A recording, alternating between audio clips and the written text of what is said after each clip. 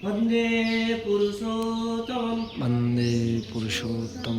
आज हम परम पूज्यपाद श्री श्री आचार्य देव के एक दिव्य संदेश संतान की पालन पोषण पेरेंटिंग उसके बारे में आलोचना रखेंगे। एक माँ रोते रोते बोलती है कि उसका लड़का उनकी बात नहीं मानता और एक माँ अपने पुत्री को दिखलाकर कहती है बेटी को थोड़ा आशीर्वाद दीजिए।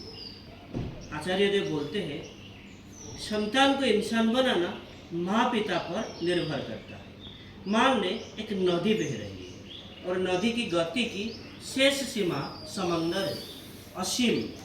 और नदी जो बहती है उसे बांध रखती है दो किनारे जो नदी के, और इस कारण वह असीम में जाकर पहुँचती है। यदि किनारे नहीं रहते तो वो नदी प्रवाहित होकर चारों ओर प्लावन की सृष्टि करती हुई विपत्ति ला देती। माँ बाप ये दोनों किनारे की तरह है जो संतान को असीम की ओर ले जाते हैं। फिर आचार्य देव ने पूछा वह अपनी माँ से प्यार करती है ना?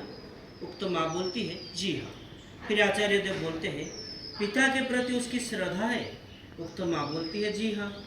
फिर आचार्य देव बोलते हैं तब तो अच्छी बनेगी और आप लोग असीम को प्रेम करने की चेष्टा करेंगे।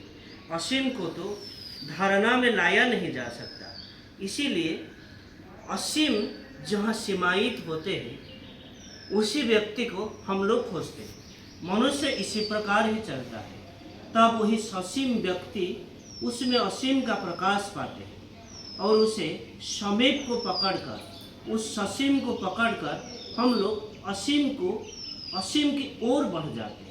आगे बढ़ते रहिए, आनंद में रहिए, दुर्बलता को प्रश्रय नहीं देंगे। जीवन तो आगे बढ़ते रहने के लिए है।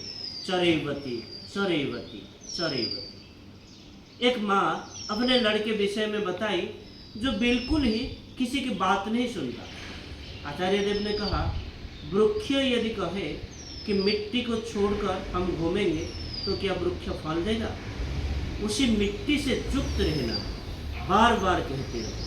पत्थर की चट्टान के ऊपर से जल क्रमागत बहता रहता है। जल की अपनी कोई क्षमता नहीं है मगर प्रवाहित होते रहता है और प्रवाह की शक्ति से वह जल ही महाप्रस्तर खंड को अपने सुविधार्थ के लिए काट काट कर गोलाकार भी कर दे सकता है। आप अपने संतान को भी उसी प्रकार से करेंगे, कहती ही रहेंगी, रोएगी, हंसेगी, लक्ष्य भ्रष्ट नहीं होगी। जो करने पर उसका मंगल होगा वही करें। ये घटना आलोचना पत्रिका जनवरी 2025 में प्रकाशित हुआ था और उसको संकलन किए थे श्री सुभाष मुसिद्दा और समाधान प्रज्ञा। तो आज के लिए इतना ही। वंदे पुरुषोत्तम। वंदे पुरुषोत्तम। जय।